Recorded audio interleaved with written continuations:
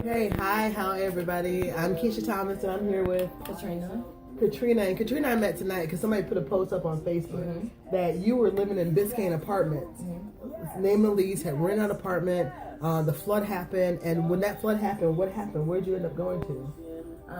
We had to go to place, shelter, basically do everything on our own to survive. To survive. And the first thing I asked her, did she go to the M.L. Campbell building? And then you said no, you didn't go to M.L. Campbell. You went to like stay with family and friends. Like, who wants to be in the shelter first, right? So now, one of the problems is that you, and first of all, I just want to give a big shout out to everybody, Joshua, Omar, Alyssa, like everybody that donated to my fund on the GoFundMe about the flood victims. This is where your money goes. Like when I see posts or get calls late at night, and it's that in between time, in between the Red Cross is open and there's nothing. There's Keisha there, and I can't do the work that I love to do without the donations and people volunteering and saying, hey, you know what?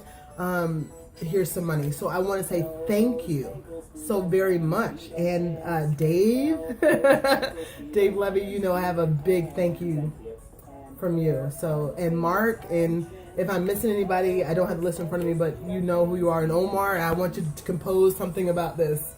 So anyways, those are just the people that when I said, hey, I want to set up a GoFundMe for the flood victims, they donated. And it's for like the in-between, because that's what I catch, the in-between. So anyways, so you didn't go to a shelter, you decided to go with your family. And then something happened when they got evicted. Yes. And so tell me a little bit more about that.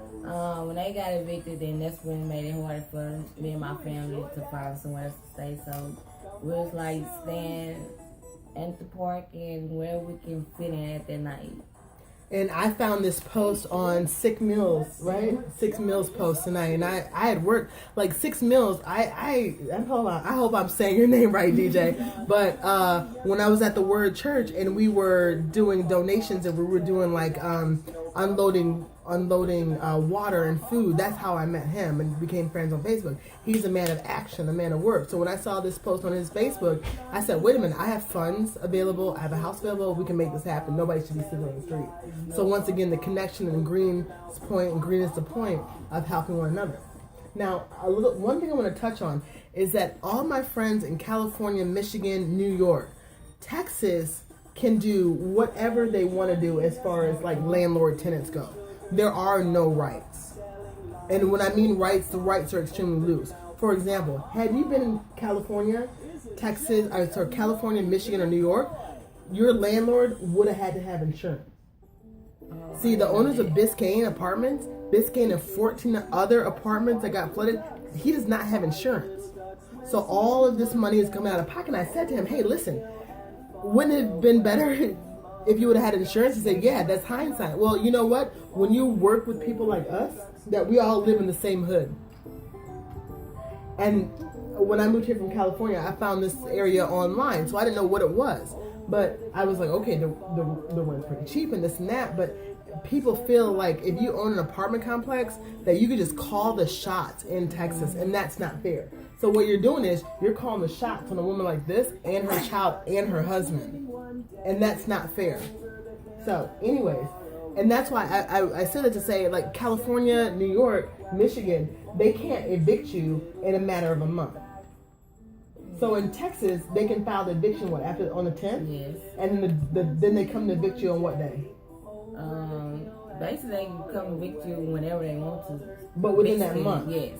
Within that month. So you can be evicted in Texas within 1 month.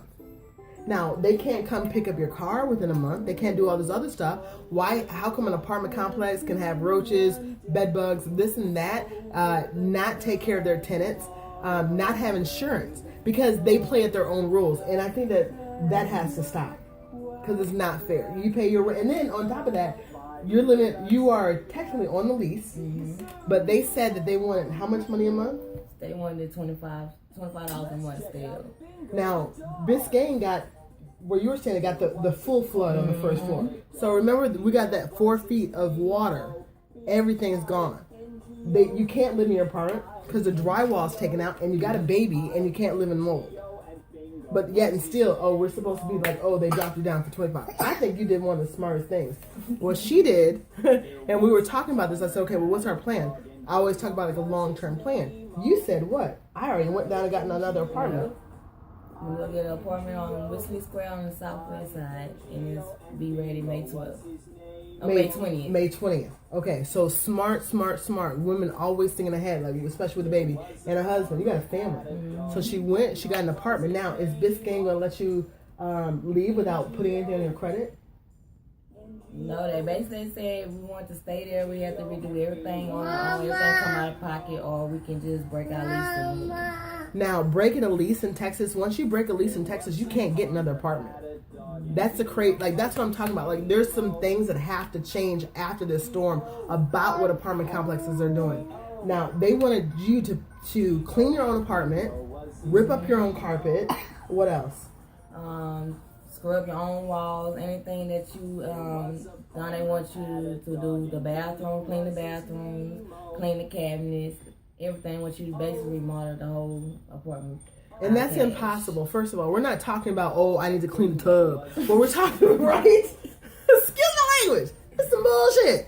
No, what we're talking about is they want you to scrub down some black mold. Like I said, had he had insurance like he was supposed to, then he could have had somebody come in there and do the job that they're supposed to be doing. It's not right. No. So anyways, when I got this shout out and whatnot, I was like, this is what I do. And I had these funds available because people had donated to the GoFundMe. So I want to show them their dollars at work. Not to say that, hey, you know what, blah, blah, you're staying at Keisha's house. But I could be you. Had I stayed on the first floor, I stay in this neighborhood. I don't stay too far away. Had I stayed on the first floor, where would I have gone if I had stayed in Biscayne? So this is about neighbors helping each other, and I just want to give a big shout out to people like Derek and Big Tex and the Word Church, because when this first thing happened, we were there for each other. Yep. And if you ever get the chance to meet Congresswoman Sheila Jackson Lee, who has been fighting. Did you file for FEMA yet? No, I didn't. Okay, we'll be filing for FEMA tomorrow because she did a town hall meeting about FEMA. And that's the thing. Most people are not like, oh, I want free stuff, or I want this, or I want that. They don't know about FEMA. She's not out here trying to get she was just paying her rent, doing her thing, living her life and her family. But I'm going to tell you how to apply for FEMA, and you can use my computer. We'll apply for it tomorrow. And tonight, I just want to say thank you, because when this happened, we were able to go to Walmart like a boss.